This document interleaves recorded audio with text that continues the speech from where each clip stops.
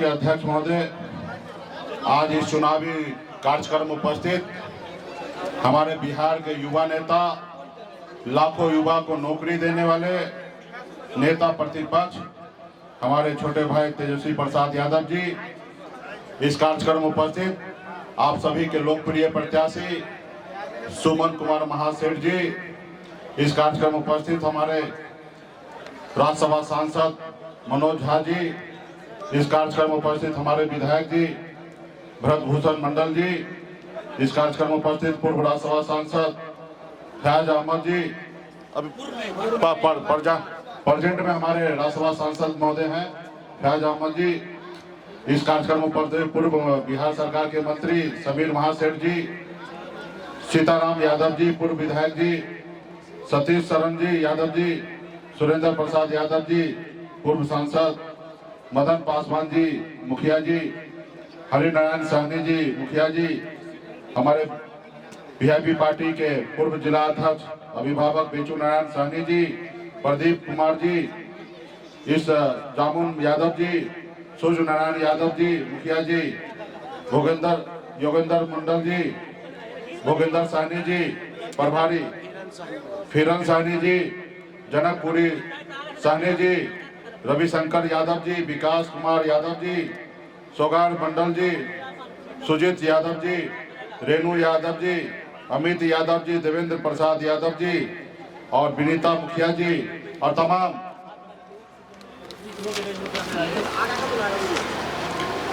श्याम सुंदर Sahni ji VIP party के जिला अध्यक्ष, अधिक लाल साहनी जी जिला प्रभारी, रामेश्वर ठाकुर जी, रजनीश निषाद जी, विनीता विदेश्वर साहनी जी, रंजीत साहनी जी, योगेंद्र साहनी जी, राकेश साहनी जी, प्रदीप साहनी जी, राम उदित साहनी जी, लक्ष्मण साहनी जी, बेचू जी, संजय साहनी जी, मनोज चौधरी जी, राम उदय साहनी जी, दिनेश साहनी जी, राम बाबू साहनी जी, सभी वीआईपी नेता, एक नाम मुकेश साहनी, हरीश साहनी जी, हरीश साहनी जी और तमाम वीआईपी पार्टी के नेता, महागठबंधन के नेता, राष्ट्रीय जनता दल, लेफ्ट, कांग्रेस पार्टी, सभी वरिष्ठ नेतागण इस सभा में बड़े संख्या में युवा साथी, माता बहन, सभी को सन अफल्ला मुकेश सहनी की ओर से नमस्कार प्रणाम। और विशेष तौर पे मैं आप सभी को धन्यवाद देता हूं और विशेष तौर पे मैं आपको प्रणाम करता हूं कि इतने धूप में, इतने गर्मी में आप लोग यहाँ पे आए हैं हम लोगों को लाज बचाने के लिए, इसके लिए मैं तहे दिल से धन्यवाद दे रहा हूँ। अभी हमारे नेता प्रतिपक्ष से बात हो रहा था कि इतने गर्मी में आप यहाँ पे आए हम लोगों को लाज बचाने के लिए, इसके लिए मैं धन्यवाद देता हूँ। इसी तरीके से अब खास करके एनडीए का जनसभा जहाँ होता है तो उंगली पे आदमी गिनती कर लीजिएगा कि 15 आदमी है कि 50 आदमी है उनके जनसभा में, लेकिन आप लोगों का प्यार है, आशीर्वाद है, आप लोग जो हमारे साथ लड़ाई लड़ने के लिए खड़ा हुए हैं, इसके लिए तहे दिल से धन्यवाद साथियों। यहाँ पे हमने सुमन महासेठ जी को प्रत्याशी बनाया है। इंडिया गठबंधन, महागठबंधन के हमारा साझा उम्मीदवार है और आप इनके बारे में जानते होंगे। मजबूती से आपके क्षेत्र के लिए काम करेंगे, विकास का काम करेंगे। 2 दिन से हम आपके क्षेत्र में हैं और हम यहाँ पे जाने समझे तो यहाँ के जो प्रत्याशी हैं, जो प्रेजेंट में एनडीए के जो सांसद महोदय हैं, जब उनसे लोग पूछते हैं कि गांव में क्यों नहीं आते आप मिलने के लिए, हमारे पास नहीं आते हैं, तो जवाब देते हैं कि हम जब गांव में जाते हैं आपसे मिलने के लिए चले जाते हैं तो आप भैंस चराने के लिए चले जाते हैं, आप गांव में रहबे नहीं करते तो हम मिलेंगे किससे? आप बताइए। झंझारपुर लोकसभा में जितने भी लोग हैं सब भैंसे चराता है क्या? अब नहीं आते, आप बोलिए कि हम नहीं आए, दोबारा आएंगे, ये अपनी गलती को स्वीकार कीजिए। और अपनी गलती को इस तरीके से ढकना कि हम आपके घर पे गए, आप मिले नहीं, आप चले गए भैंस चराने के लिए, तो ये तो कहीं से सही नहीं है। तो इसलिए साथियों, आपका लोकल उम्मीदवार है, हमको भी इच्छा हुआ था कि हम चुनाव लड़ ले, लेकिन हमने सोचा कि आपका क्षेत्र का विकास होगा, आपके बीच में लोग रहेंगे, क्योंकि हम राज्य लेवल के राजनीति करते हैं, पटना में ज्यादा समय देते हैं, दिल्ली में देते हैं, हम आपके बीच में ज्यादा समय नहीं आ सकते हैं। इसलिए हम लोगों ने निर्णय लिया कि हम सुमन महासेठ को लड़ाएंगे, ये आपके जनप्रतिनिधि बनेंगे और आपके क्षेत्र में काम करेंगे। एक एक गांव में एक एक लोगों के बीच में जाएंगे, जो समस्या होगा उसके लिए काम करेंगे। इसलिए हमने इनको उम्मीदवार बनाया। तो साथियों, ये चुनाव जो है वो अहम चुनाव है।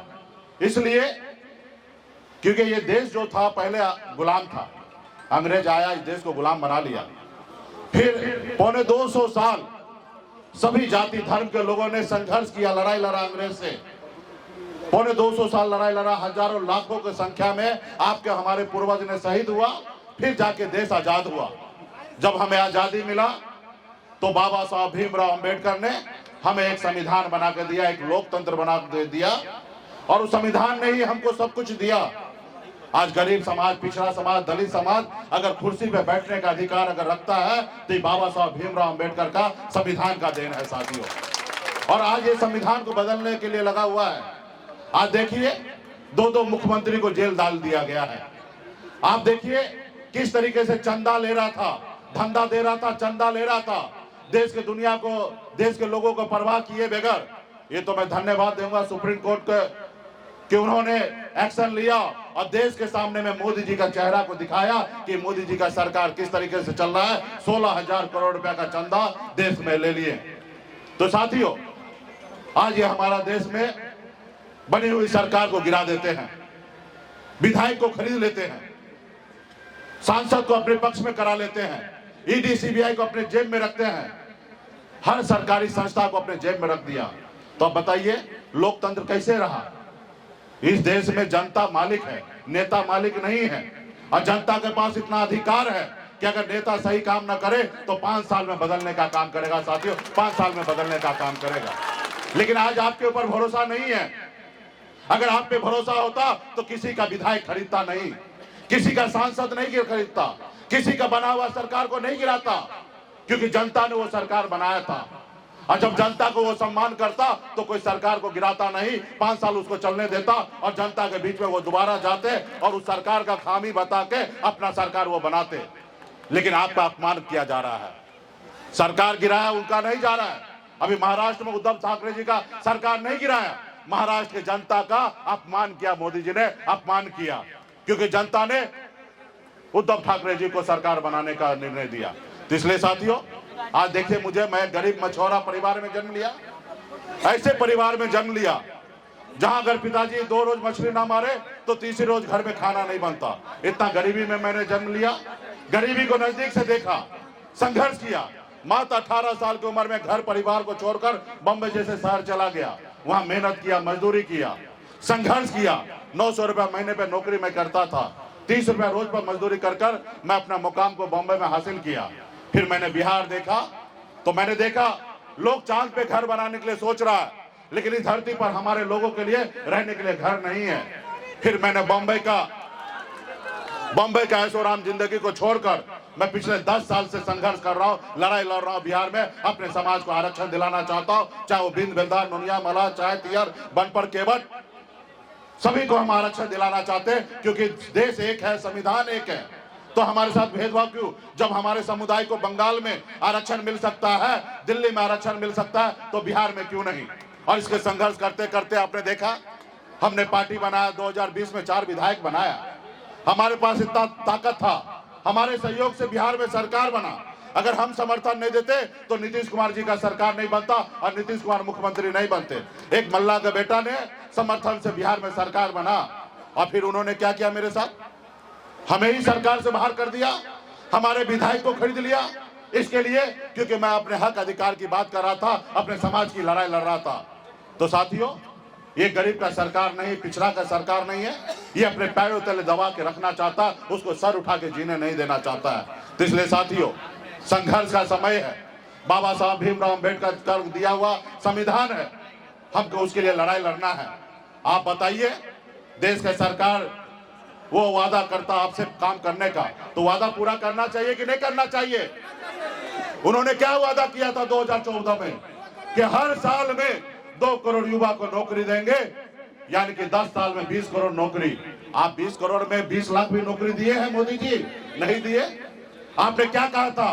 किसान का आय को दुगुना करेंगे। क्या किसान का आय दुगुना हुआ? नहीं हुआ। आपने कहा था हर गरीब को पक्का मकान बना के देंगे। क्या पक्का मकान बना के दिया गया? नहीं दिया गया। आपने कहा विदेश में काला धन है, लाएंगे, हर किसी के खाता में 15-15 लाख रुपया देंगे। आपको पहुंचाया गया? नहीं पहुंचाया गया। आप बताइए, जो सरकार वादा कर रहा है वो पूरा नहीं कर रहा है। और वो क्या बात कर रहा है? हिंदू मुसलमान मंदिर मस्जिद, बताइए ये बात कर रहे हैं। मुकेश सहनी क्या खाएंगे उसके बारे में चर्चा करते हैं। अब बताइए मछली खाते हैं हम यहाँ, अब कांटा मोदी जी को गला में करता दिल्ली में। अब बताइए, अरे भाई आप सरकार है, इस देश के माई बाप है, 140 करोड़ के जनता के आप मालिक हैं। आप काहे के लिए प्रधानमंत्री बने? जनता का उद्धार करने के लिए। लेकिन आप क्या चाहते हैं? हिंदू मुसलमान भाई भाई में लड़ाना चाहते हैं भाई।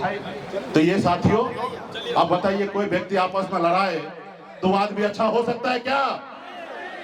वो आदमी गलत ही होगा ना, आपस में लड़ाएगा। किसी का घर जलता हो उसमें कोई पेट्रोल डाले तो वो आदमी अच्छा हो सकता है क्या?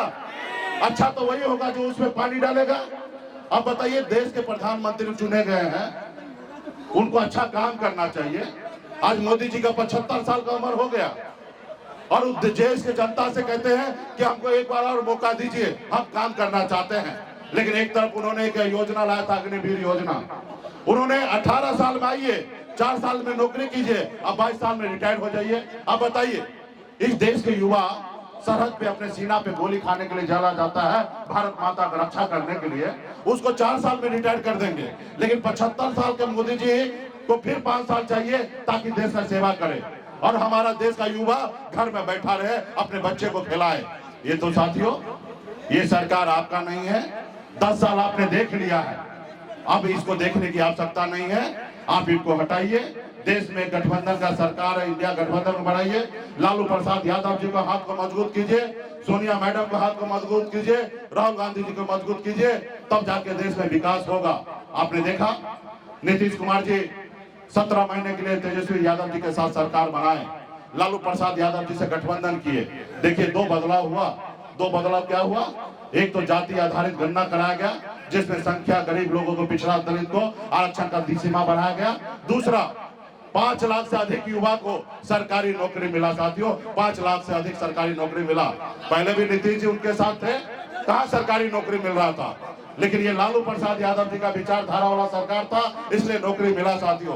तो इसलिए साथियों, हम लोगों को मजबूत कीजिए, हम आपके हक अधिकार के लिए लड़ाई लड़ेंगे। लोग कहते हैं ना, अपने दिल से जानो पराये दिल का हाल। हम खुद गरीब का बेटा है, हम गरीब घर में जन्म लिए हैं, हमें पता है कि गरीबी में कितना तकलीफ होता है।